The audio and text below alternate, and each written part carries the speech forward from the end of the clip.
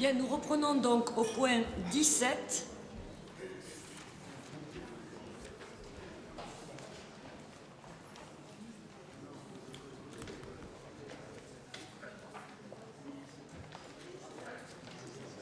Ah, c'est ça, oui.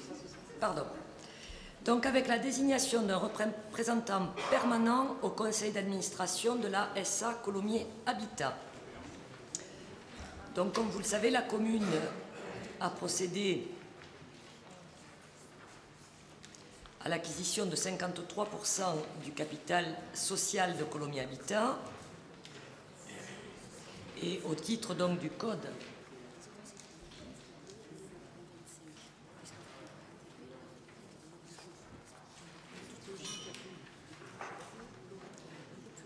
vous l'avez, on m'informe que vous l'avez au point 25. Je n'ai manifestement pas tout à fait le même ordre des délibérations. Bien, donc au titre du Code de la construction et de l'habitation, l'actionnaire de préférence donc détient la majorité des droits de vote aux assemblées générales actionnaires. Il s'agit donc aussi pour la commune d'affirmer, vous le savez, son ambition sociale en matière de logement et d'utiliser les ressources et les moyens de la SA Colomiers Habitat dans ce cadre, puisque Colomiers compte, vous le savez, près de 30% de logements sociaux sur son territoire, dans le cadre donc de l'aménagement social et urbain qui s'est développé au cours de ces dernières années et jamais démenti donc depuis le début du développement urbain de Colomiers. Donc nous devons aujourd'hui désigner un représentant de la commune pour siéger au conseil d'administration et lui donner mandat donc pour signer l'ensemble des pièces et documents. Donc pour cette représentation... C'est vous, Madame le maire, Karine Fraval-Michelet. Oui. Oui, Madame le maire, on avait Damien Laborde, pardon, dans un courrier du 11 avril 2014, vous avez demandé à ce que le conseil d'administration puisse être ouvert aux membres de l'opposition, notamment dans la commission d'attribution des logements, dans un souci de transparence. Et j'attends peut-être une réponse ce soir là-dessus. Non, alors je n'ai pas de réponse à vous apporter ce soir. Comme vous le voyez, donc, le conseil d'administration relève effectivement de l'organisation de la SA Colomiers Habitat, qui est une société anonyme indépendante dans laquelle nous détenons 53% du capital social et dans laquelle donc la ville de Colomiers a un représentant. Donc, il me paraît effectivement tout à fait complexe de désigner une autre personne que le maire, compte tenu des enjeux liés à cette représentation. Mais néanmoins, je répondrai à M. Laborde dans la même forme que sa demande. Donc, qui vote favorablement? Contre? Abstention? Ne prend pas part au vote? Bien, donc le point 18, la désignation de conseillers municipaux pour siéger au sein des conseils d'école. L'article D 411-1 du Code de l'éducation prévoit la composition du conseil d'école dans chaque école maternelle et élémentaire dont la présidence est assurée par le directeur et au sein donc desquels siège le maire ou son représentant et un conseiller municipal désigné par le conseil municipal. Il convient donc que le conseil municipal désigne les conseillers municipaux pour siéger dans les conseils d'école des établissements scolaires de la ville. Donc nous allons vous proposer ces représentations. Donc en Jacquat. Cathy Clouscar-Martinato et Caroline Vauchère. Pour le groupe Lamartine, Cathy Clouscar-Martinato et Caroline Vauchère. Pour le groupe Jean Massé, Cathy Clouscar-Martinato et Gladys Kitegui. Le groupe Hélène Boucher, Cathy Clouscar-Martinato et Elisabeth Mahalem. Pour le groupe Jules Ferry, Cathy Clouscar-Martinato et Valérie Chevalier. Pour le groupe Marie Curie, Cathy Clouscar-Martinato et Chantal Sibrac. Pour le groupe Lucie Aubrac, Cathy Clouscar-Martinato et Elisabeth Mahalem. Pour le groupe Georges Sand, Cathy Clouscar-Martinato et Chantal Sibrac. Et pour le groupe Paul Bert, Cathy Clouscar-Martinato et Chantal Sibrac. Bien, je vous propose donc de mettre au vote favorable, contre, Abstention. Vous ne prenez pas part au vote.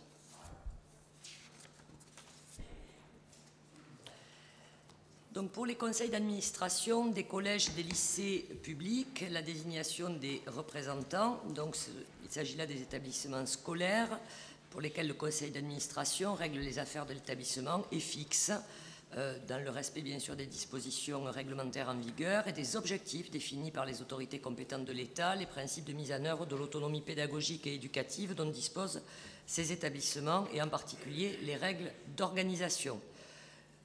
Le conseil d'administration adopte également le projet d'établissement, établit un rapport sur le fonctionnement pédagogique, adopte et propose un budget et un compte financier. Les représentants au conseil d'administration des collèges et lycées sont désignés en son sein par le conseil municipal du lieu d'implantation des établissements. Pour les collèges, la commune de l'établissement dispose de 2 représentants dans les collèges de moins de 600 élèves et de 3 dans les autres cas. Pour les lycées, la commune dispose de 3 représentants. En outre, chaque représentant titulaire, un représentant suppléant est désigné dans les mêmes conditions. Donc nous vous proposons pour les collèges Blum, Victor Hugo, Voltaire, Jean Jaurès et pour le lycée Victor Hugo et Eugène Montel. Donc pour le collège Léon Blum, 2 titulaires, Cathy Clouscar, Martinato et Caroline Vauchère, 2 suppléants, Arnaud Simion et Marie-Christine Chanchorle. Pour le collège Victor Hugo, 2 titulaires, Marie-Christine Chanchorle et Chantal Sibrac, 2 suppléants, Arnaud Simion et Cathy Clouscar-Martinato. Pour le collège Voltaire, 2 titulaires, donc Marie-Christine Chanchorle et Caroline Vauchère, 2 suppléants, Elisabeth Malem, Arnaud Simion. Pour le collège Jean Jaurès, 2 titulaires, Valérie Chevalier, Arnaud Simion et 2 suppléants, Marie-Christine Chanchorle et Cathy Clouscar-Martinato. Je mets donc au vote favorable. Abstention. Ne prend pas part au vote.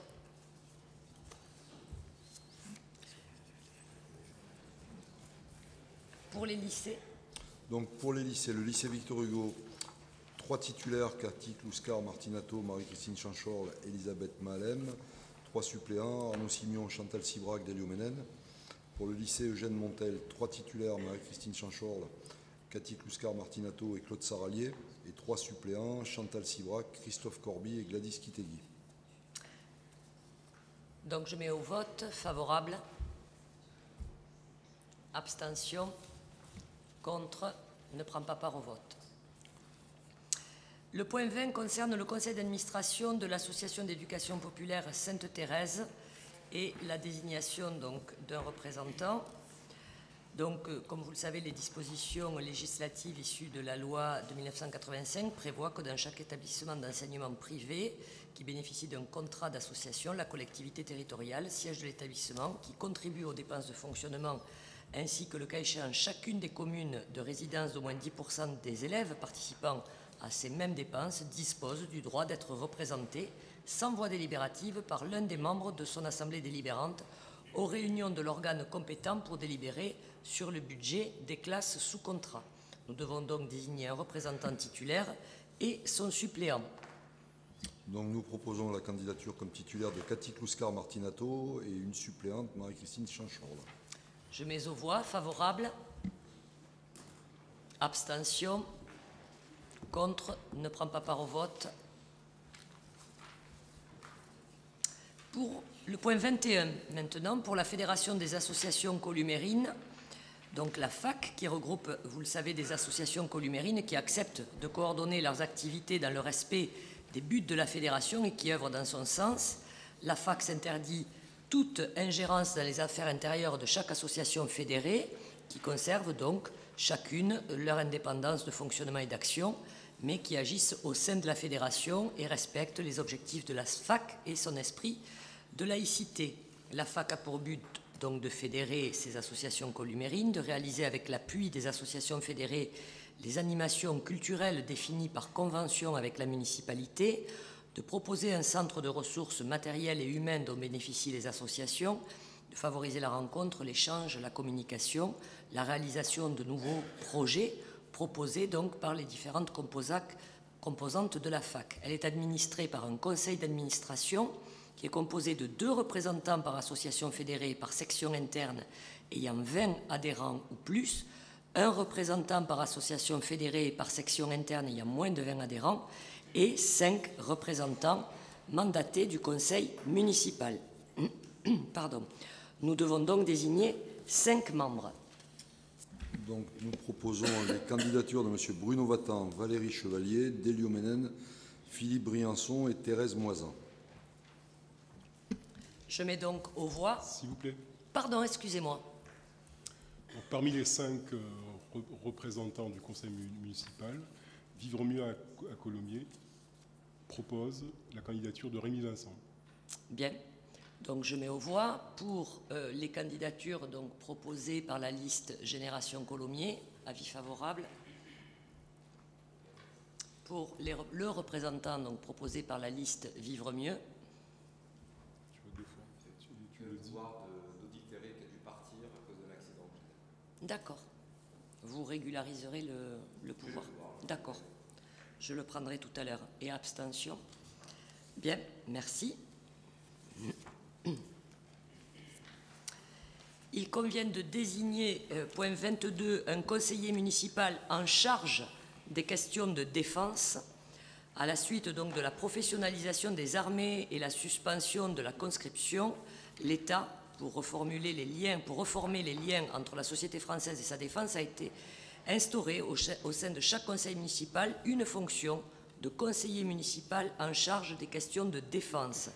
Ce représentant est un interlocuteur privilégié pour la défense et destinataire d'une information régulière. Nous devons donc procéder à cette désignation.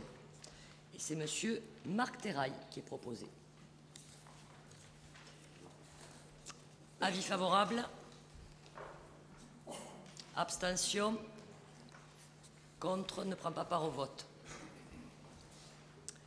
Point 23, donc désignation d'un correspondant sécurité routière. L'Association des maires et des présidents de communautés de la Haute-Garonne et l'État ont signé le 23 juin 2006 une convention de partenariat dont l'objet est d'informer et de sensibiliser les maires du département en vue de développer des plans d'action de sécurité routière dans le cadre des champs de compétences des communes.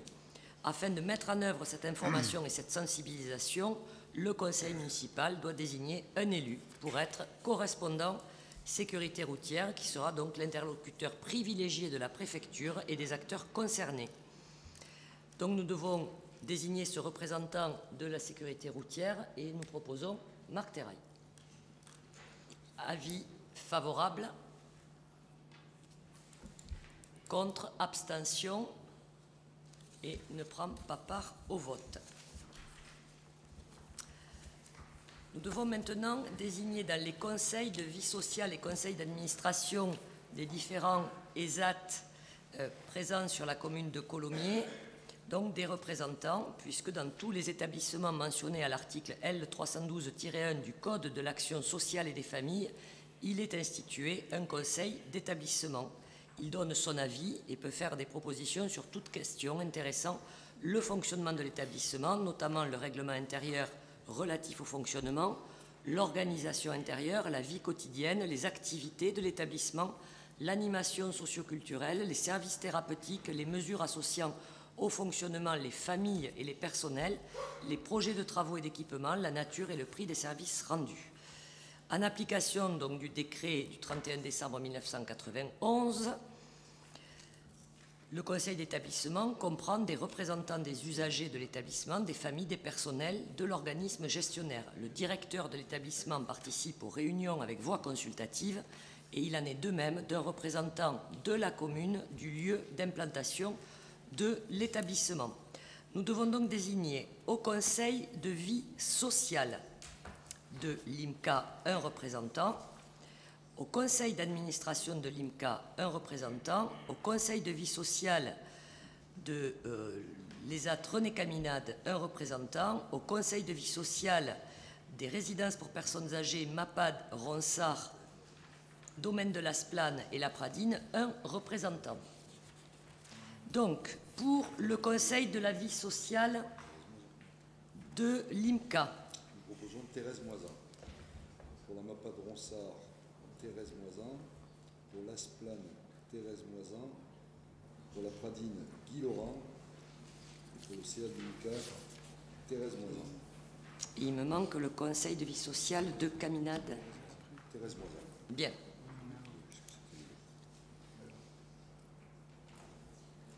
Je mets donc aux voix, globalement, avis favorable, abstention, vote contre, ne prend pas part au vote. Point 25, donc nous devons désigner un représentant à l'AUAT, c'est l'Agence d'urbanisme de l'agglomération toulousaine, qui est une association régie par la loi 1901, déclarée en préfecture le 21 février 1972, à laquelle donc Agence Colomiers a adhéré par délibération du 17 décembre 1971 et dont elle est toujours membre. L'AUAT a pour objet la réalisation et le suivi sous forme partenariale de programmes d'activités et d'études permettant l'observation, l'analyse, la prospective, l'évaluation des politiques publiques, mais aussi la définition, la coordination, la faisabilité, la gestion des projets de développement urbain, économique et social de ses membres dans les domaines donc de la planification urbaine, de l'aménagement du territoire et de la programmation sur des champs de compétences liés à l'habitat, le logement, l'économie, le génie urbain, les transports, le déplacement, le paysage et l'environnement, les loisirs et le tourisme, la formation, la culture et la communication. Conformément donc à ces statuts, le conseil municipal doit désigner un représentant. Et nous proposons la candidature de Mme Laurence Casalis. Nous proposons la candidature de Maître Kéchidi. Donc pour la candidature pour Génération Colomiers de Laurence Casalis, pour la candidature pour vivre mieux à Colomiers de Maître Kéchidi, abstention. Merci. Nous poursuivons avec la désignation des représentants de la ville à l'OCAS, donc l'Office du commerce, de l'artisanat et des services locaux de Colomiers, donc, qui a été institué par délibération du 29 mars 2012. La commune a donc adhéré à l'association. La gouvernance de l'OCAS est assurée par un comité directeur regroupant des représentants des différentes structures membres fondatrices pour la Chambre de commerce et d'industrie, la Chambre des métiers, la communauté urbaine Toulouse Métropole et la ville de Colomiers, et des membres associés pour les associations ou clubs de professionnels. Le conseil d'administration est donc composé de 3 représentants de la ville de Colomiers, 2 membres de Toulouse Métropole, 1 membre pour la Chambre de commerce et d'industrie, 1 pour la Chambre des métiers et 1 membre représentant chaque association. Donc nous devons procéder à la désignation de 3 membres pour la ville de Colomiers. Nous proposons donc les candidatures de Mme Laurence Casalis, Martine Asprogitis et Gilles Darnon. Alors nous devons procéder... Oui, pardon monsieur. Oui, nous proposons au nom de Vivre mieux à Colomiers la candidature de Richard Quartero. Bien, donc nous devons procéder pour cette désignation à un vote à bulletin secret. J'appelle donc 3 assesseurs.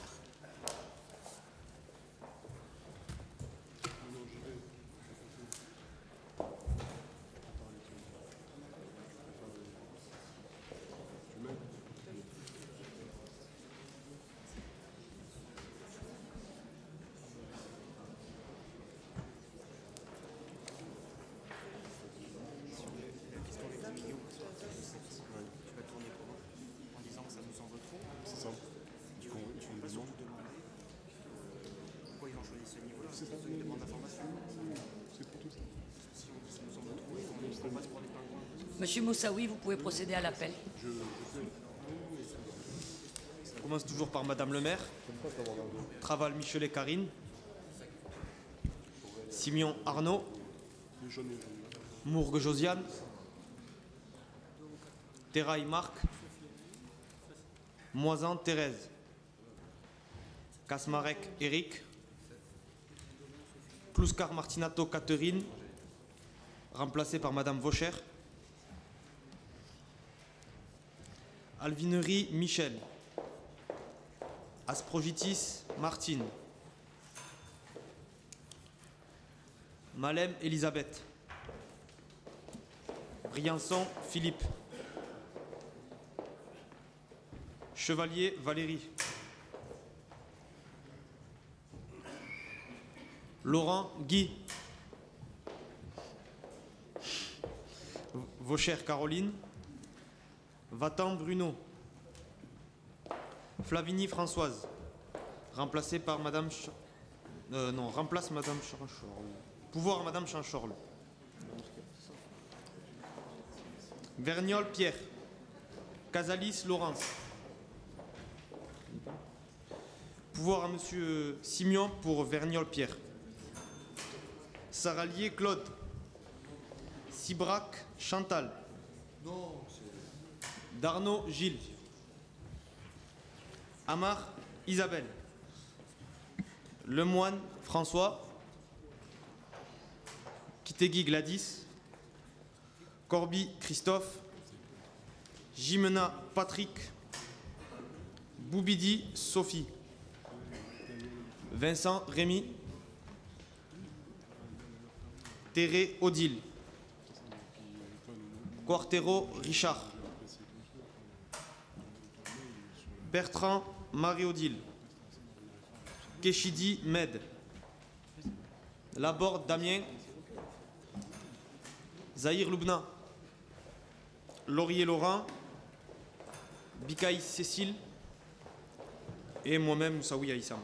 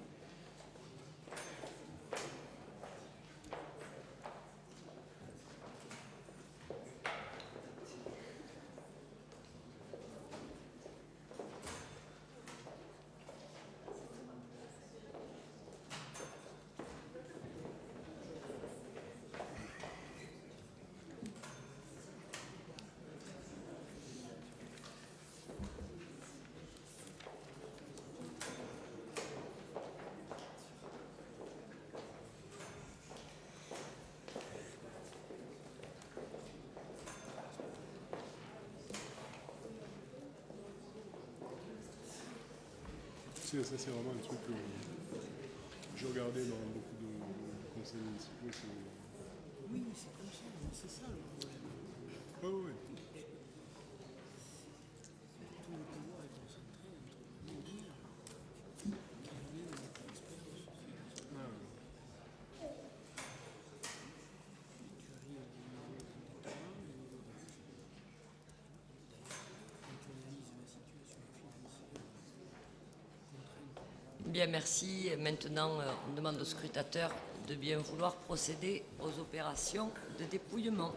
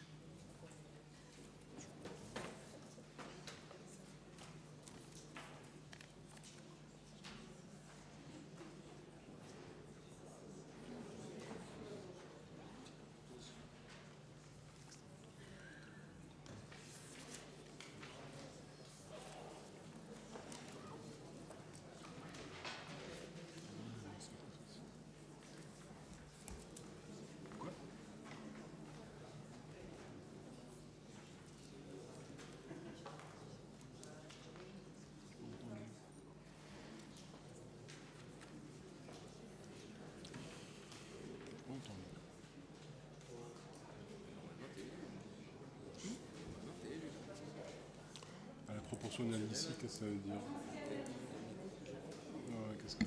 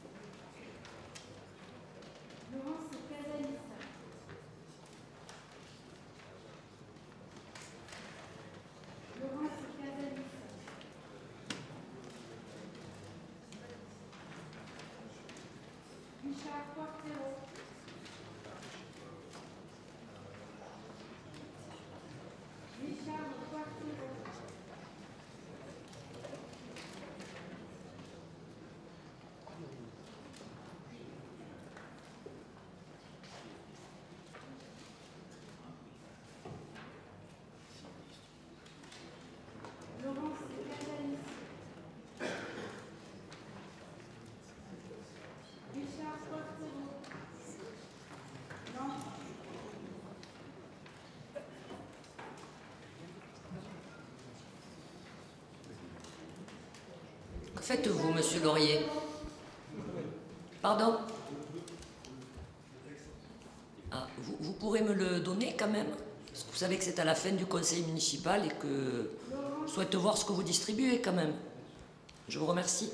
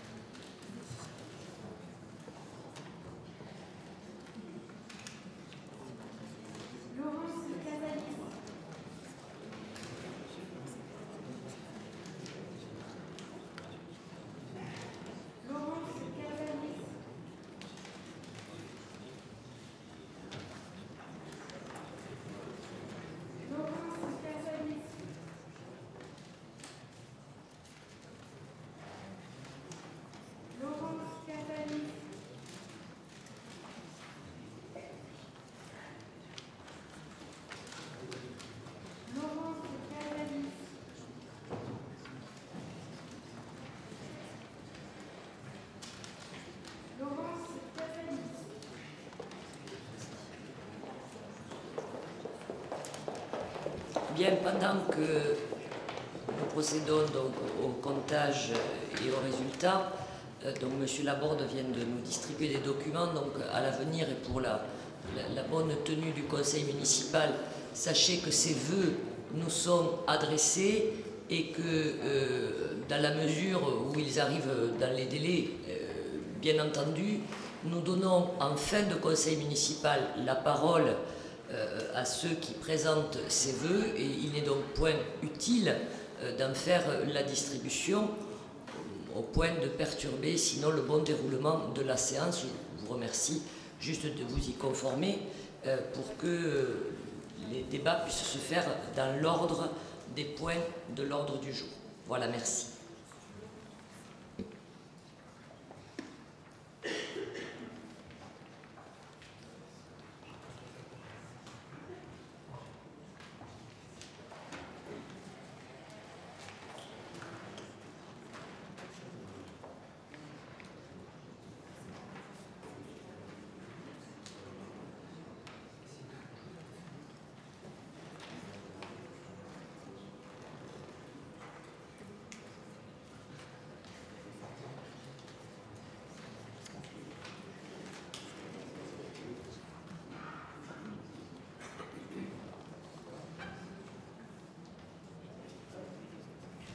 Bien, donc deux pour la liste Génération Colomiers, Laurence Casalis et Martina Sprogetis. Et donc un, c'était Richard Quartero pour la liste Vivre mieux à Colomiers. Merci. Donc nous passons au point suivant qui concerne les délégations d'attribution du conseil municipal au maire, conformément donc à l'article L 2122-22 du Code général des collectivités territoriales, donc qui permet effectivement au conseil municipal de donner délégation au maire dans un certain cadre, le cadre donc qui est déterminé par cette délibération. Donc vous avez tous reçu ces projets de délégation. Soit je peux vous en faire la lecture exhaustive ou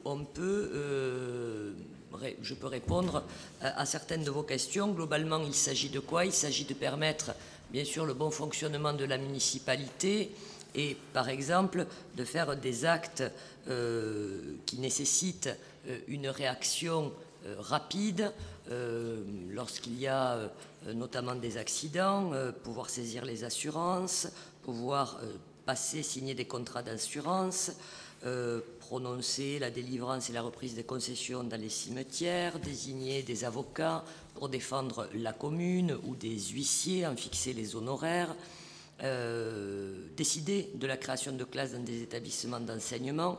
Ensuite, il y a toute une sorte de délégation en matière d'urbanisme où là aussi il faudra agir vite. Donc, voilà, donc si vous le souhaitez, il y a également, et qui est important aussi en matière financière, donc pouvoir assurer auprès des banques des lignes de trésorerie, faire des emprunts jusqu'à une certaine somme, bien sûr tout ça dans le cadre des budgets qui sont votés. Bien entendu, tous ces actes qui sont faits par le maire font l'objet, bien entendu, lors de chaque conseil municipal d'un compte rendu qui en est fait conformément donc à l'article L 2122-23 du Code général des collectivités pour toutes les décisions qui sont prises entre deux conseils municipaux et qui sont prises bien sûr en vertu des délégations d'attribution qui sont conférées au titre de cette délibération. Donc souhaitez-vous que j'en fasse une lecture point à point? Bien, donc je mets aux voix, donc favorable. S'il vous plaît. Pardon, monsieur. J'ai un petit commentaire à faire, oui, notamment sur un des articles de cette délégation. Je voudrais d'abord faire une petite remarque préliminaire. Vous aurez très certainement, bon, il est ici question de déléguer à Madame le maire de Colomiers. Vous avez très certainement relevé que nous vous avons toujours appelé Madame la maire, non seulement parce que c'est une incongruité de la langue française, mais parce que c'est, me semble-t-il, une pratique avérée depuis les premières femmes ministres sous le gouvernement Jospin, donc depuis 1998. Donc nous vous appellerons Madame la maire. La ville a élu une femme à sa tête. Ce n'est pas le moment de l'appeler le maire. Donc je vous propose, si vous permettez, qu'on vous appelât donc Madame la maire de Colomiers. Je le fais d'autant qu'aujourd'hui c'est le 70e anniversaire de l'octroi du droit de vote aux femmes. Voilà, allons plutôt dans le sens de l'histoire. Je vous réponds d'un mot sur ce point. Effectivement, la question se pose. La terminologie de maire est un nom masculin. Donc effectivement, reste ouverte la possibilité de dire Madame le maire ou Madame la maire. Il n'y a pas de règles en la matière. Cela ressort des usages. Principalement est adoptée effectivement la terminologie de Madame le maire, contrairement au ministre. Moi, je suis la mère de mes enfants et je suis plus certainement le maire de l'ensemble des Columérains, ce qu'on ne peut pas effectivement entendre pour les ministres. Donc, comme nombreuses des femmes mères de France, j'ai choisi Madame le maire, voilà, pour peut-être aussi éviter cette confusion. Et comme le disait un des collaborateurs de la mairie, quand il parle, il dit « je vais rendre compte à ma mère ». Ça fait un peu bizarre. Et donc, voilà pourquoi, pour toutes ces raisons. Mais j'entends les vôtres et je me suis moi-même assez longuement interrogée au point d'avoir commencé par, effectivement, la terminologie plutôt féminine, la mère, pour finalement décider de choisir Madame le maire. Libre à vous, mais voilà. Moi, je veux peut-être aller dans le sens, je pense, d'un consensus au sein de la gauche. À chaque fois que cette question s'est posée à l'Assemblée nationale, c'est l'UMP, c'est la droite qui a toujours été contre. Et pas toute la droite, hein, les franges les plus rétrogrades de la droite. Rappelez-vous ce que disait Najat Vallaud-Belkacem à un député qu'il avait traité de le ministre. Elle lui a dit « Je vous remercie, monsieur la députée ». Voilà, donc nous, on vous appellera Madame la maire. Bien. Alors, j'en viens... J'en prends bonne note. Très bien. Et je ne m'en offusque pas. Très bien. J'en viens maintenant à l'essentiel de ce que je voulais vous dire. Il y a un article sur lequel nous aimerions avoir quelques données. Je vais me permettre de lire cet article. C'est l'article 7. Donc, Madame la maire est par délégation du conseil municipal chargée de réaliser les lignes de trésorerie dont le montant maximum est fixé à 10 millions d'euros par exercice. 10 millions d'euros par exercice. Cette somme nous paraît relativement importante au regard d'un budget d'une centaine de millions d'euros. Donc nous vous demandons juste des explications sur les motivations qui ont été à la base de la détermination de ce montant de 10 millions d'euros. Alors, en effet, même si le budget global, et vous le relevez très justement, est d'environ 100 millions d'euros pour la ville, néanmoins, un budget, c'est à la fois des dépenses et des recettes, et souvent, les choses ne concordent pas dans le temps. Et donc, oui, on peut avoir, en termes de trésorerie, ce n'est pas un emprunt d'investissement, on parle bien de lignes de trésorerie, c'est-à-dire que la trésorerie municipale peut, à certains moments, effectivement, ne pas permettre de pourvoir au paiement de dépenses, par exemple en cas de gros travaux sur de gros équipements, le paiement, effectivement, en trésorerie de 10 millions d'euros à un instant donné. Voilà. Donc peut-être qu'il y a d'autres explications, mais il me semble que celle-ci est cohérente. Les subventions ou le fonds TVA ne reviennent pas forcément toujours aux bonnes dates.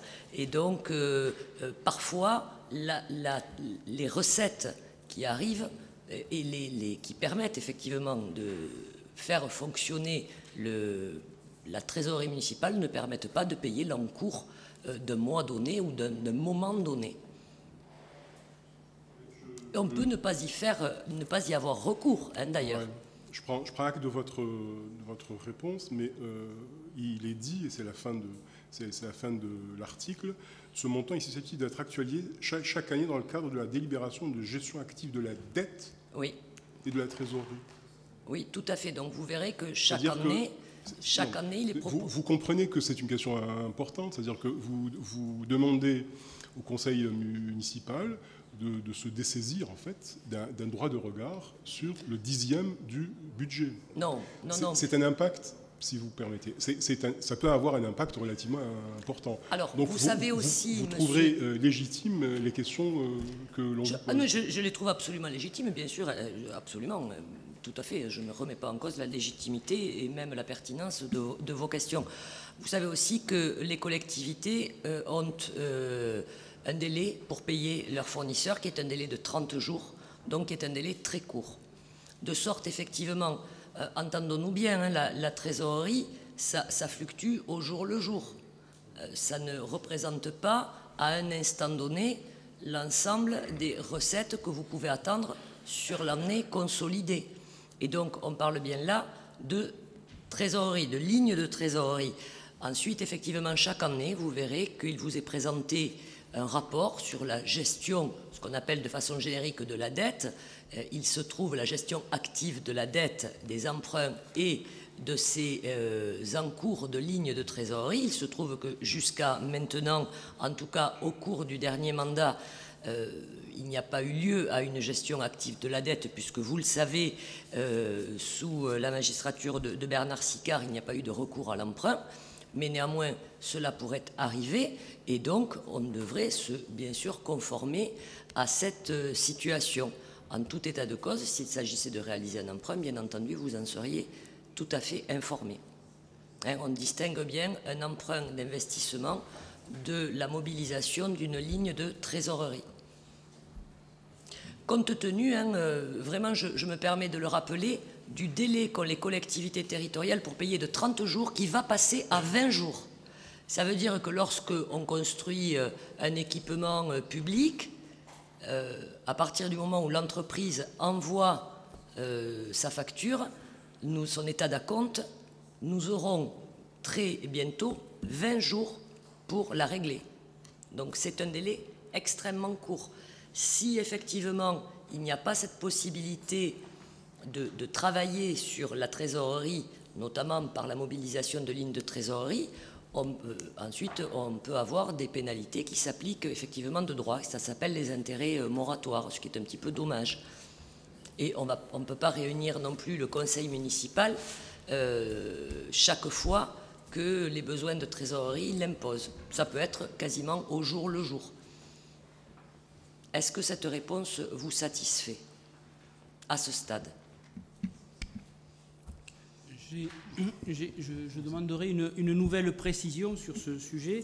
Nous connaissons les trois structures qui nous amènent les fonds, l'État, la communauté urbaine, la fiscalité directe, nous contribuent à nos produits de gestion. Et dans la théorie pure, on ne devrait pas faire appel à de la trésorerie. Si toutes ces structures payaient à temps, on n'aurait pas besoin, on est bien dans la théorie, de trésorerie.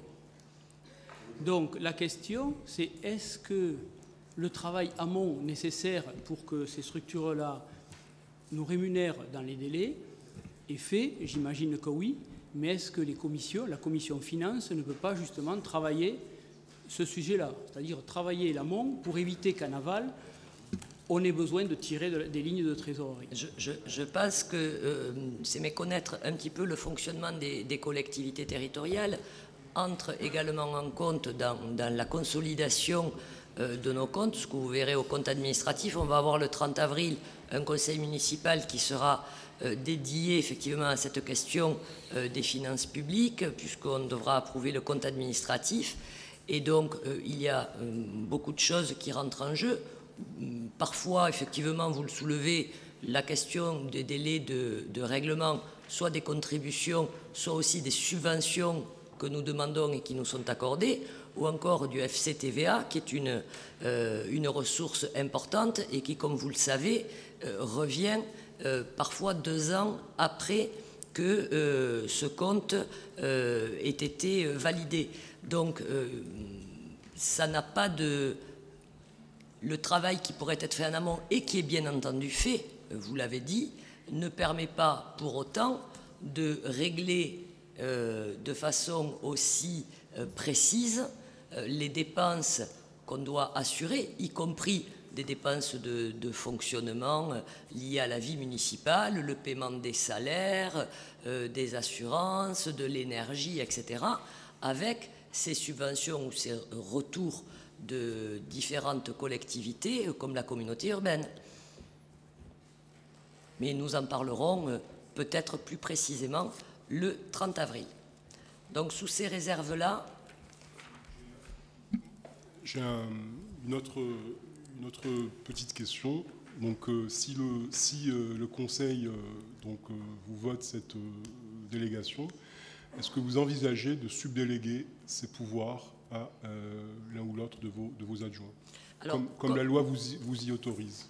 Comme cela est indiqué dans l'article 10, effectivement, si je suis absente et que la situation le nécessite, le premier adjoint peut effectivement pourvoir à ces mobilisations de lignes de trésorerie et ensuite, dans l'ordre du tableau, en cas d'empêchement du premier adjoint, par la deuxième adjointe, Madame Thérèse Moisan, c'est inscrit ici, à l'article 10.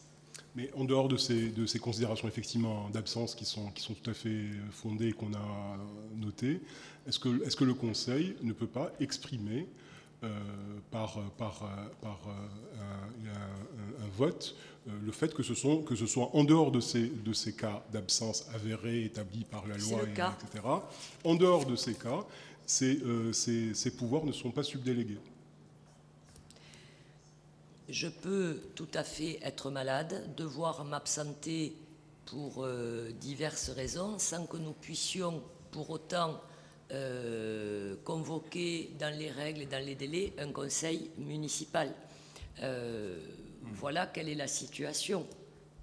C'est nécessaire tout simplement au bon fonctionnement de la ville. Et encore une fois, à chaque conseil municipal, vous aurez le compte rendu des décisions qui auront été prises. Donc, nous pourrons y revenir. Bien, nous en reparlerons le 30 avril au prochain conseil municipal. Je mets donc aux voix. Favorable? Contre? Abstention? Merci. Nous en venons maintenant au règlement intérieur du conseil municipal.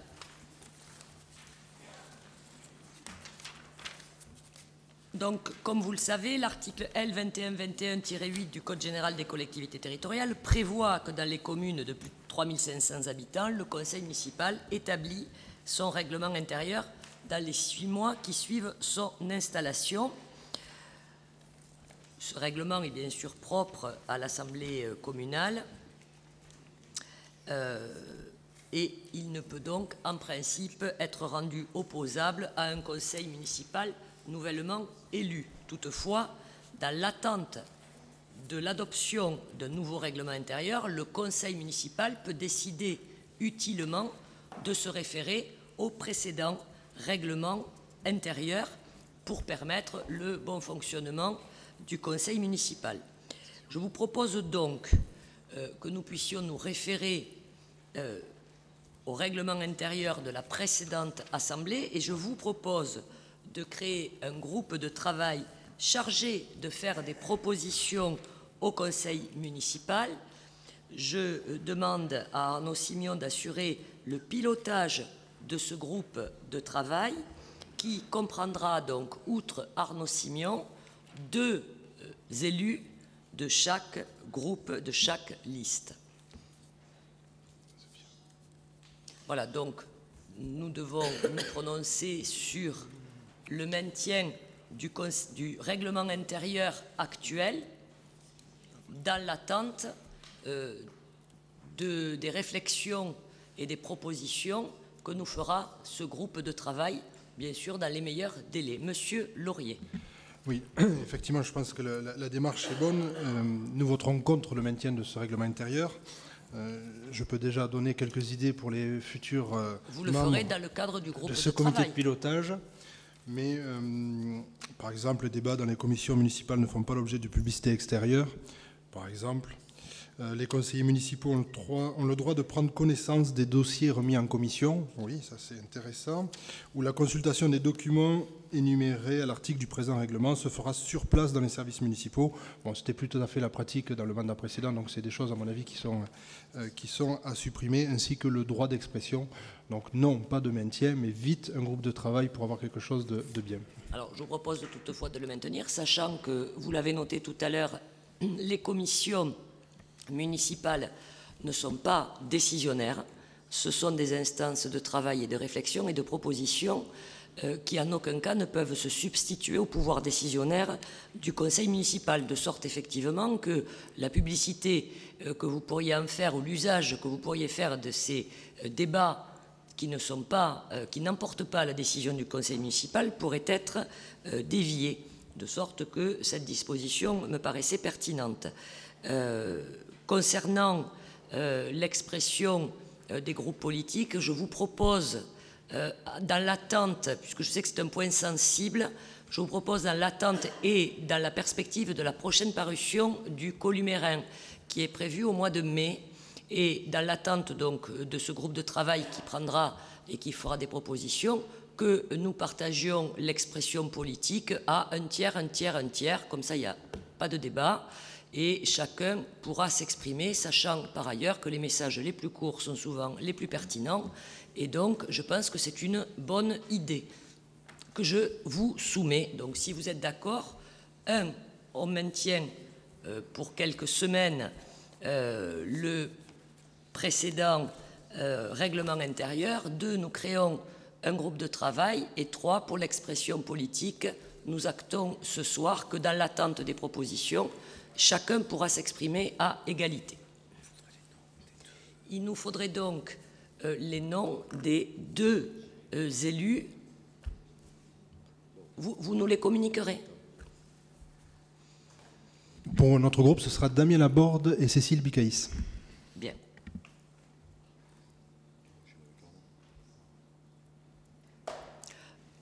Monsieur Simion, pour notre groupe. Oui, écoutez, je pense que ce sera Marc Terrail et Caroline Vaucher. Bien, donc vous pouvez prendre tout à fait le temps de la réflexion et nous tenir informés. Arnaud Simion reviendra vers vous. Oui, Madame la maire et chers Oui. collègues, nous avions aussi demandé qu'on puisse avoir des moyens pour que les différents groupes politiques puissent travailler. Alors effectivement, ce groupe de réflexion, de mise en place d'un règlement d'intérieur devrait statuer là-dessus. Mais est-ce que d'ores et déjà, on ne peut pas aussi, comme ce que vous venez de proposer par rapport au Columérin, imaginer aussi que cette question soit débattue assez rapidement?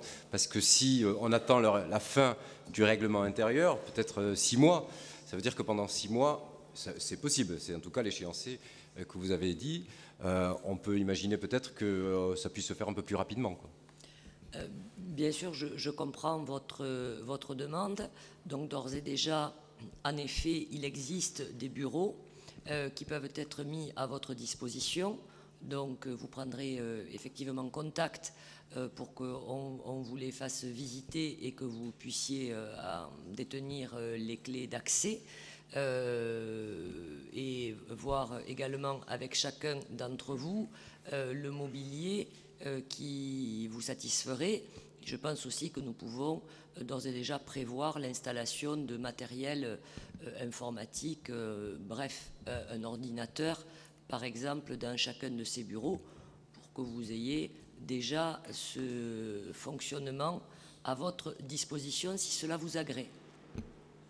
Très bien, je vous remercie. Merci. Excusez-moi, je mets aux voix donc les propositions qui viennent d'être faites. Favorables? C'est beau.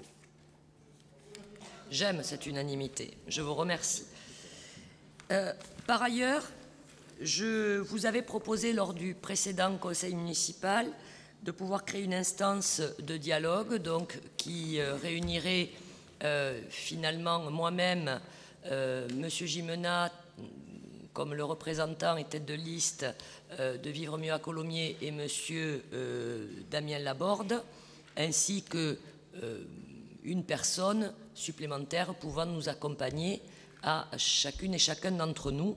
Et donc, je souhaitais savoir si vous étiez d'accord pour que cette instance de dialogue sur la vie municipale puisse se tenir afin que j'en prévoie les modalités maintenant d'organisation et de convocation.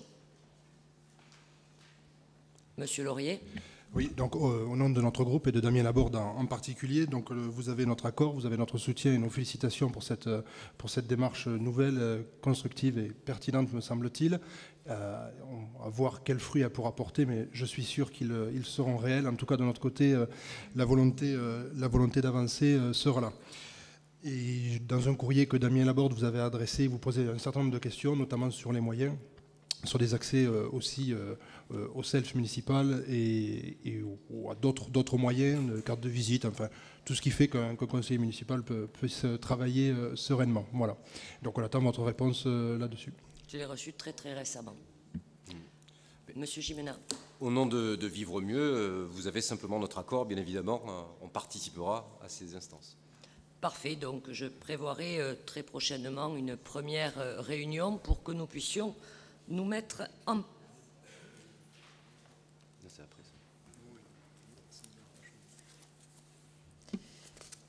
Nous en venons maintenant au chapitre donc, du fonctionnement municipal et je vous propose la création d'un poste de collaborateur de cabinet donc, qui est resté vacant maintenant depuis plusieurs mois. Et vous savez qu'en application de l'article 110 de la loi de 1984, donc l'autorité en place peut former son cabinet. Je souhaiterais donc créer un poste de collaborateur faisant fonction de directeur de cabinet, ceci à compter du 5 mai 2014. Ce dernier aura une mission assez classique et traditionnelle de conseil, d'élaboration et de préparation des décisions du maire et de ses adjoints. C'est qui? Pour l'instant, l'heureuse ou l'heureux élu n'est pas choisi et très prochainement, donc, je publierai une annonce donc, de recrutement, je pense, pour permettre très rapidement le recrutement de ce collaborateur de cabinet. Et donc, vous en serez, bien entendu, parfaitement informé. Mais aujourd'hui, je ne peux pas vous répondre en toute transparence. Néanmoins, il faut permettre la création de ce poste-là et donc en prévoir également la rémunération pour que nous puissions en effectuer le recrutement. Donc cette rémunération individuelle est fixée par l'autorité territoriale. Elle comprend un traitement indiciaire, l'indemnité de résidence et le supplément familial de traitement y afférent, ainsi que le cas échéant des indemnités. Le traitement indiciaire ne peut en aucun cas être supérieur à 90% du traitement correspondant soit à l'indice terminal de l'emploi administratif fonctionnel, etc., soit l'indice terminal du grade administratif le plus élevé détenu par un fonctionnaire en activité.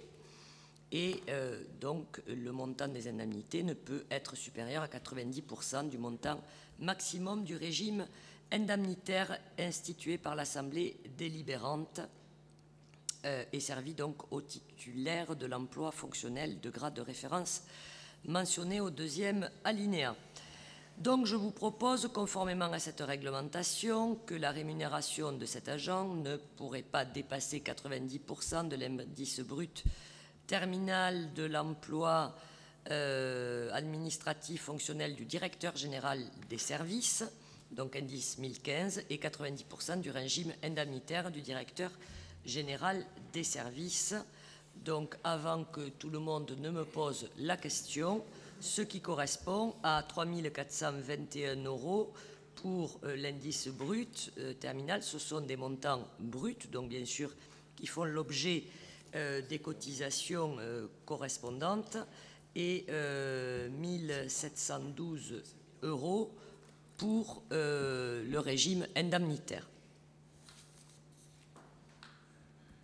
Des questions? Je mets donc aux voix. Favorable? Merci pour cette ou ce futur collaborateur. Nous en venons donc maintenant aux indemnités de fonction du maire, des adjoints, des conseillers délégués et des conseillers municipaux, dont il y a lieu, suite au renouvellement du conseil municipal, de fixer les indemnités de fonction, notamment du maire et des adjoints, fixées par les articles L. 2123-20 et suivants du Code général des collectivités territoriales. Le montant maximal pouvant être versé aux élus municipaux est calculé en fonction de la strate démographique de la commune. Donc pour ce qui nous concerne, entre 20 000 et 49 999 habitants, et par référence à cet indice brut terminal de l'échelle indiciaire de la fonction publique, soit 1015. Ce montant peut être majoré pour les élus des communes visées à l'article L. 2123-22 du Code général des collectivités territoriales, notamment lorsqu'une commune a bénéficié au cours de l'un au moins des 3 exercices précédents de la dotation de solidarité urbaine et de cohésion sociale. C'est le cas pour notre commune. Lorsqu'un élu local détient plusieurs mandats électifs, il ne peut pas percevoir pour l'ensemble de ses fonctions des indemnités supérieures à 1,5 fois l'indemnité parlementaire. L'indemnité versée à un adjoint peut dépasser le maximum prévu au 1 de l'article L. 2123-24 à condition que le montant total des indemnités maximales susceptibles d'être allouées aux maires et aux adjoints ne soit pas dépassé. En outre, il peut être attribué aux conseillers délégués une indemnité de fonction, sous condition toujours qu'elle reste dans l'enveloppe indemnitaire. Enfin, il peut être attribué aux conseillers une indemnité de fonction, toujours sous la condition de rester dans l'enveloppe indemnitaire et qui ne peut excéder 6% de l'indice brut. Voilà, donc vous aurez donc compris que nous bénéficions d'une enveloppe globale qui est fixée par les textes et qu'à l'intérieur de cette enveloppe globale s'applique également un certain nombre de plafonnements pour notamment les indemnités du maire, des adjoints et des différents conseillers municipaux, délégués ou non. Donc, en fonction de ces éléments, je propose de fixer l'indemnité de fonction du maire alors à 107,33% de l'indice brut 1015, c'est-à-dire 4 080 €. Au brut, on parle toujours en brut, donc ce sont des indemnités qui, au-delà de 1 800 €, 1 700 et quelques de mémoire, font l'objet des cotisations sociales pour leur totalité. En dessous, effectivement, on ne cotise qu'à la CSG et CRDS. Donc, pour l'indemnité du maire, 107,33% de l'indice brut 1015, c'est-à-dire 4 080 € brut. Pour le premier adjoint au maire, 47,35% de l'indice brut, c'est-à-dire 1 800 € brut. Pour les adjoints au maire, 26,31% de l'indice brut, c'est-à-dire 1 050 € brut. Pour les conseillers délégués présidents de commission, 9,21% de l'indice brut, c'est-à-dire 350 €. Pour les conseillers municipaux avec délégation, 6% de l'indice brut, c'est-à-dire 238 €. Pour les conseillers communautaires,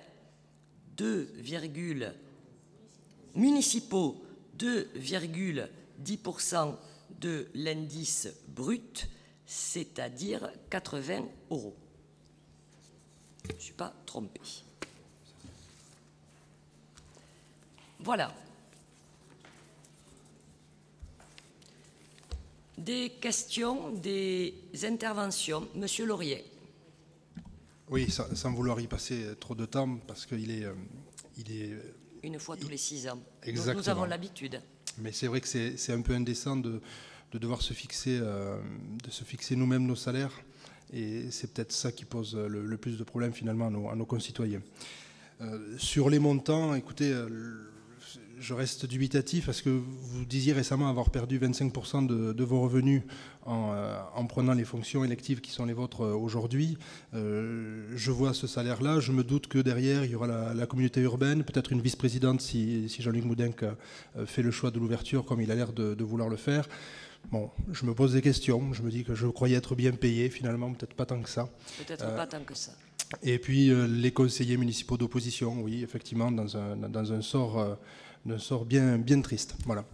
Donc on votera contre, mais pas plus.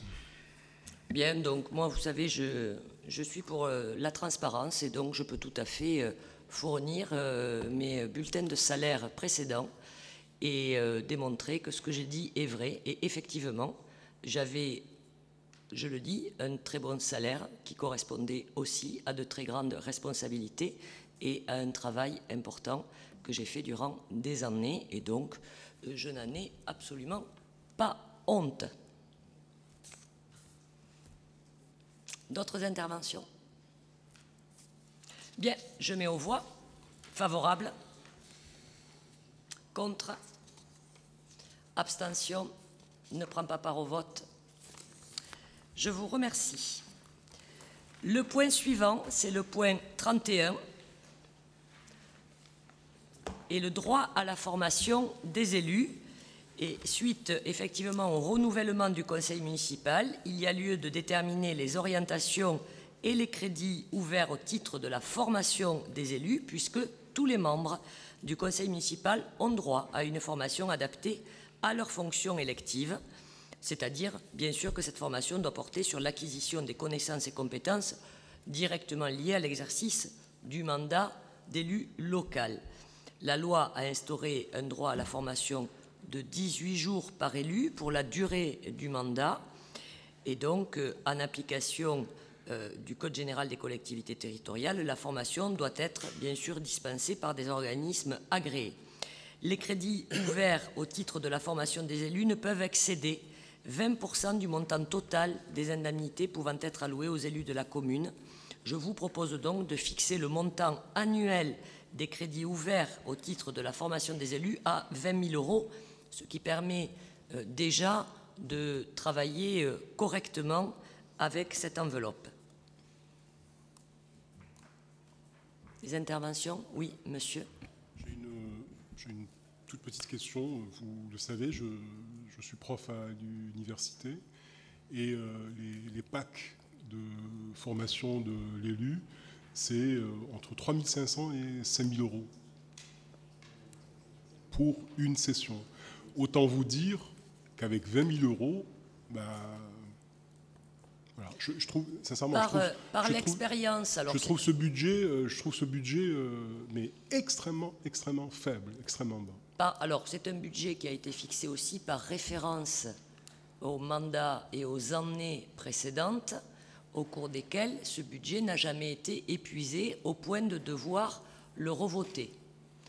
Donc, pour effectivement faire une formation, il faut s'en donner les moyens, il faut en avoir le temps, et donc nous verrons bien, en fonction des demandes des uns et des autres, si en effet ce budget est trop restrictif, et auquel cas nous reviendrons vers l'Assemblée délibérante pour donner information des différents élus et des différentes formations qui auront été demandées, vérifier bien sûr qu'elles entrent bien dans le cadre légal qui est fixé, pour considérer le cas échéant, si besoin était, qu'il y a lieu à en augmenter le budget. Voilà, sachant que le maximum, c'est 42 000 €. Voilà, donc je vous appelle tout de même à vérifier les formations, leur intérêt, parce que, effectivement, le champ de l'offre est très large. Je mets aux voix. Favorable? Je vous remercie. Donc, nous avons terminé l'ordre du jour. Comme vous le savez, donc maintenant, nous avons reçu 2 vœux présentés donc par le groupe Ensemble pour Colomiers. Et donc, je vais demander pour le premier vœu à Monsieur donc Laurier de nous le lire. Oui, effectivement, le premier vœu concerne Dominique Baudis. Je vous disais dans mon courrier qu'on était tout à fait disposé à revoir ce vœu en fonction des dispositions que vous prendriez éventuellement aujourd'hui. Je pense que vous l'avez fait. J'ai fait d'autres textes, évidemment, mais que vous avez sous les yeux, qui reprend globalement ce que vous avez dit et qui retrace une biographie, je trouve, qui est intéressante de l'homme public, de l'homme d'État qu'il était.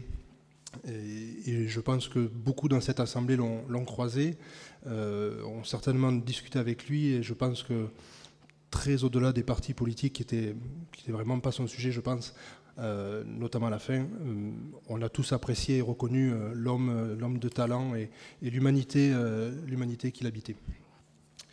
Je propose néanmoins, comme c'est un vœu et qu'il y a un vote, de garder la dernière partie, et ce que le conseil municipal s'engage à dénommer une voie, une place du nom de Dominique Baudis pour donner en exemple ce nom aux générations, aux futurs Colomiérains, pour qu'il soit un repère et un souvenir bien vivant chez nous. Bien, donc effectivement, je propose que ce poème puisse ensuite, s'il est voté par le conseil municipal, être examiné dans les commissions compétentes pour trouver quelle est la meilleure voie ou dénomination qui conviendrait. Donc je mets aux voix le vœu numéro 1 présenté par donc la liste Ensemble pour Colomiers. Favorable?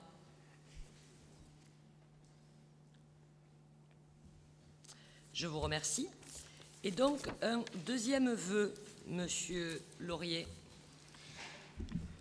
Je vous remercie. Je ne doute pas non plus de l'intérêt du conseil municipal pour ce deuxième vœu consacré à l'église Sainte-Radegonde. On constate donc aujourd'hui la fermeture de cette église depuis plus d'1 an, puisque la fermeture avait eu lieu le 26 mars 2013, et que les travaux dont on nous dit qu'ils sont passés en commission d'appel d'offres n'ont toujours pas commencé. Ce qui a conduit donc toutes les principales fêtes religieuses catholiques à être déplacées à la chapelle Sainte-Bernadette. Peut-être certains d'entre vous ne sont pas au courant, mais cette chapelle Sainte-Bernadette, initialement construite pour la communauté Pieds-Noirs, se trouve dans une situation délicate par son état général. Un article de Dépêche faisait état récemment des travaux faits par la communauté paroissiale, et cette chapelle aussi a un autre problème, c'est qu'elle serait dans une situation irrégulière au niveau foncier, puisqu'elle occupe un terrain communal sans bail. D'où l'urgence, à notre avis, d'engager les travaux sur Sainte-Radegonde, qui est l'église historique de Colomiers, qui date du XVIe siècle. Elle a été restaurée après les bombardements de 1944 et de 2006, et en 2006 également un travail de restauration assez intéressant sur l'extérieur, bien que ce travail de restauration a donné lieu à, on ne peut pas dire des malfaçons, mais à des fixations d'éléments sur l'ancienne charpente qui n'étaient à l'époque pas conformes, et qui engendre aujourd'hui une partie de nos problèmes. Elle doit son nom à Sainte-Radegonde et aux reliques qu'elle conserve de celle-ci à l'intérieur, des phalanges de doigts pour ceux que ça intéresse. Et ces reliques ont été données donc par le frère de Saint-Louis. Notons également que cette église manque cruellement aux organistes de la région, puisque celui-ci, l'orgue de Sainte-Radegonde, qui a été entièrement rénové en 1981, jouit d'une bonne réputation pour sa disponibilité notamment, et sa qualité aussi, construite par des Palois, les frères Pesque.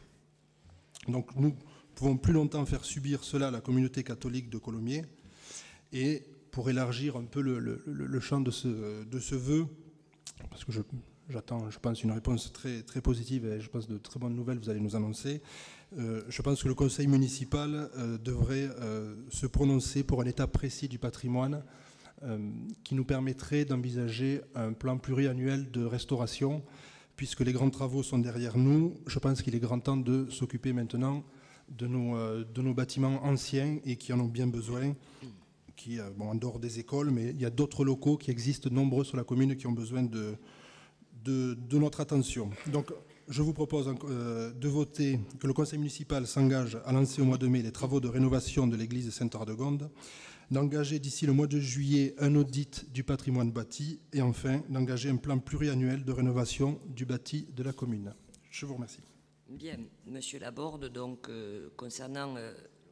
pardon, Monsieur Laurier, excusez-moi. Concernant votre rapport sur l'église Sainte-Radegonde, j'en serais presque d'accord avec vous si ce n'étaient les termes que vous employez de faire subir qui me gênent un petit peu, tant nous devons considérer que l'équipe municipale précédente, autant que les techniciens et les différents élus, ont pris ce dossier véritablement avec beaucoup de sérieux et d'accompagnement, à la fois des personnes, et notamment du Père Charles, mais également de l'ensemble de la communauté catholique, avec beaucoup de sérieux, considérant aussi les risques encourus du fait de l'état, en effet, de la charpente. Donc, nous ne pouvons plus longtemps faire subir, nous ne faisons pas subir, nous sommes ici en responsabilité, autant d'ailleurs que ceux qui gèrent cette église, et donc nous devons rester sérieux. Il ne s'agit pas d'aller trop vite au risque de faire mal, et donc je veux quand même faire un rappel des faits sur ce dossier,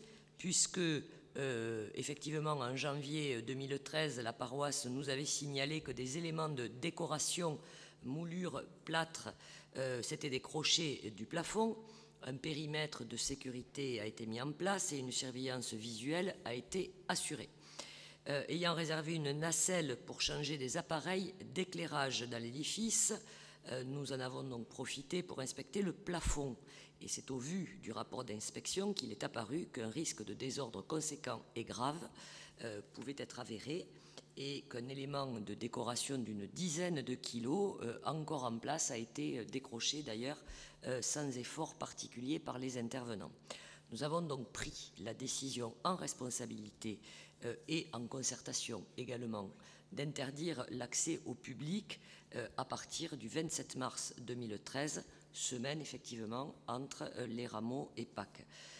Nous avons sollicité dès le mois d'avril l'avis de plusieurs professionnels du bâtiment spécialisés parce que on est là dans des constructions très spécifiques, anciennes, donc spécialisées dans la rénovation des églises, qui nous ont confirmé en effet le bien fondé de cette décision de fermeture au public et leur crainte aussi quant à la solidité de cette charpente.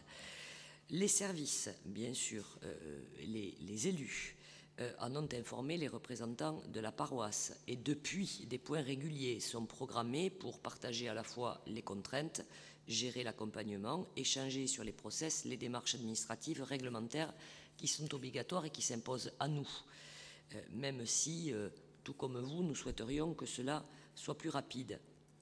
La décision donc de procéder à la rénovation de l'église a été validée par les élus dès le mois d'avril, a conduit donc les services à établir un programme en vue d'une consultation pour désigner un maître d'œuvre parce que, bien évidemment, et vous pouvez le concevoir tout à fait, nous n'avons pas en interne les compétences pour gérer ce type de difficultés.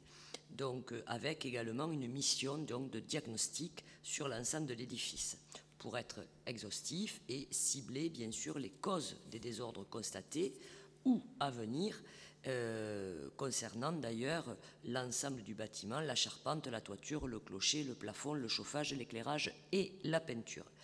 Ce programme donc a été finalisé au cours de l'été, a donné lieu à un appel d'offres. Donc un maître d'œuvre, le cabinet Triptyque, s'est vu attribuer ce marché et a pu commencer à travailler sur un dossier d'avant-projet, un dossier d'AVP, selon le rythme normal et classique et les études que suppose ce type de travaux et de rénovation. Vous le savez, nous avons voté, délibéré ici, à travers nos prospectives budgétaires, un montant global de travaux qui va s'élever à environ 760 000 €. Et donc, aujourd'hui, les entreprises sont prêtes à être désignées. Nous devons lancer cette consultation.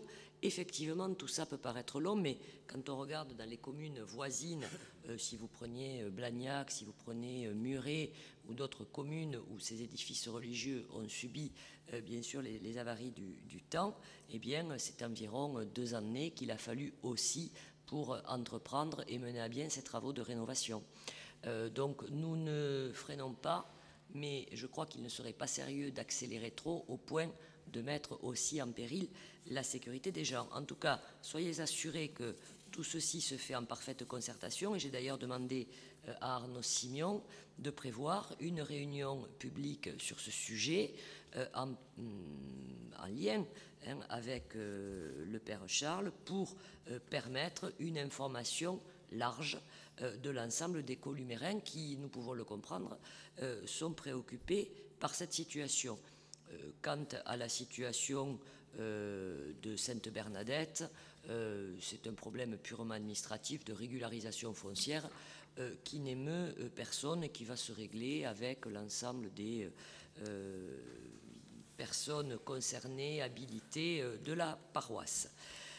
Donc je ne voterai pas et je ne proposerai pas, en tout cas à notre majorité, de voter votre vœu, qui ne me paraît pas rédigé dans les bons termes.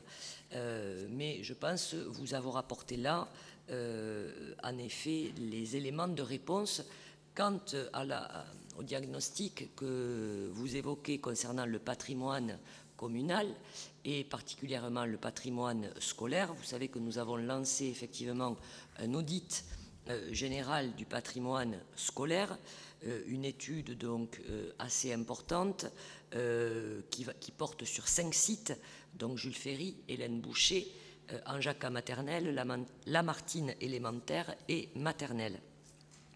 L'objectif de cette étude est de disposer d'un diagnostic global, urbain, architectural, fonctionnel, technique, réglementaire, environnemental de ces 5 sites. Aujourd'hui, cette étude nous est parvenue, les services sont en train de l'étudier, au point que nous pourrons très prochainement, comme nous l'avions d'ailleurs annoncé dans les commissions de travail partenarial qui avaient été mises en place par Bernard Sicard dans l'année précédente, avec les parents d'élèves, avec également les équipes enseignantes, les directeurs d'école, mais également les services et les élus, partager sur ces diagnostics de l'ensemble de ces écoles pour établir effectivement un plan pluriannuel de rénovation du patrimoine scolaire, avec une programmation bien entendu qui devra se faire. Et nous poursuivrons, puisque je l'avais annoncé également dans mon programme municipal, par, au fur et à mesure, bien entendu, le patrimoine qui le nécessite. On a annoncé dans notre programme notamment la rénovation des maisons citoyennes également. Et donc, bien sûr, nous le savons tous, le patrimoine communal vieillit normalement, et donc il convient de faire face à ces questions. Voilà. Donc, je mets au vote votre vœu, mais je ne le voterai pas moi-même. Monsieur Gimena. Oui, Madame la maire et Monsieur Laurent Laurier, je trouve que votre réponse est tout à fait pertinente, construite, bien riche. Elle arrive à un moment absolument important, en tout cas par rapport à l'église de Colomiers, qui est un patrimoine public. C'est vrai que ça intéresse l'ensemble des columérins. Je ne trouve pas de contradiction entre ce que vous dites et ce que M. Laurent Laurier annonce. Il est pour effectivement la rénovation et les travaux qui sont lourds, vous l'avez dit, de l'église. Et encore une fois, M. Laurier l'a dit, c'est un patrimoine communal chargé d'histoire qui interpelle autant la communauté catholique que les croyants, que les gens qui passent tous les jours ou qui jouent à la pétanque au Parc du Roc à côté, puisque ça fait partie de notre paysage columérin. Donc je ne vois pas, moi, de contradiction entre la demande faite par M. Laurier et la qualité de votre réponse. Vous dites qu'effectivement, il convient de procéder au respect de certaines normes et des échéances au niveau des travaux. Vous l'avez très bien expliqué. Et M. Laurier dit ça serait bien quand même que ça se réalise. Hein, que ça se réalise. Ce que vous dites aussi de votre côté, puisque vous dites que vous faites tout, vous mettez tout en œuvre pour que ça puisse se réaliser rapidement. Hein, en respectant effectivement les normes et puis la difficulté de ces travaux très particuliers. Donc, moi, je suis un peu embêté, là, ce soir. Parce que vous nous demandez de voter un vœu. J'aurais bien aimé me concerter un peu plus avec les gens de Vivre Mieux. Parce que on pourrait aussi imaginer qu'on ajourne un peu le vote.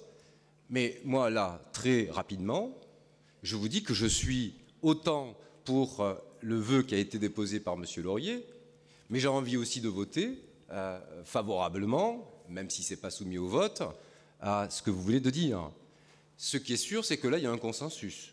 Tout le monde est d'accord, et la campagne électorale avait bien signifié que nous étions tous d'accord pour que, en tant que laïcs que nous sommes, avec le respect que nous devons à tous les cultes, quels qu'ils soient, nous souhaitions effectivement que l'Église puisse être réhabilitée le plus rapidement possible. Bien. Voilà, donc moi je sens aujourd'hui un consensus par rapport à ce dossier et je suis un peu embêté parce que j'aurais bien aimé partager avec les gens de Vivre Mieux une réponse peut-être plus adéquate que celle que je suis en train de vous faire.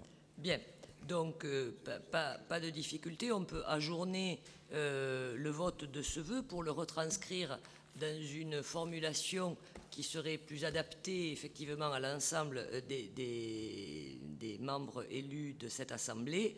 Effectivement, je l'ai dit dans mon introduction, sur le fond, je crois que nous sommes d'accord, mais la forme est également importante et il y a des termes dans ce vœu qui ne me semblent pas correspondre à la réalité réellement de ce que autant les services que les élus de la mandature précédente, dont vous avez fait partie, Monsieur Laurier, ont pu mettre en œuvre sur cette question, mais également de la réalité du partenariat, des échanges et de l'accompagnement qui se fait, j'allais dire quasiment au quotidien, avec les personnes concernées.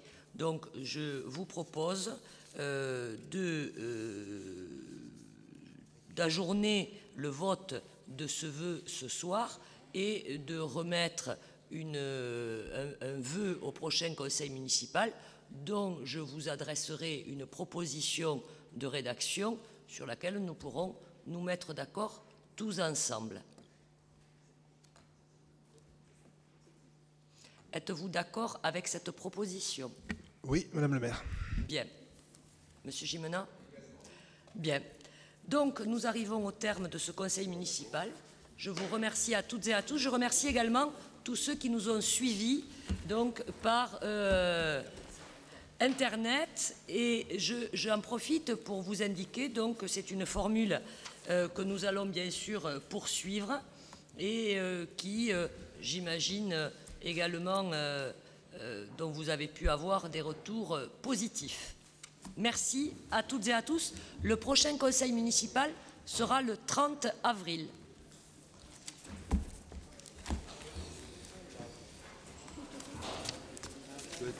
Ah, mon Dieu.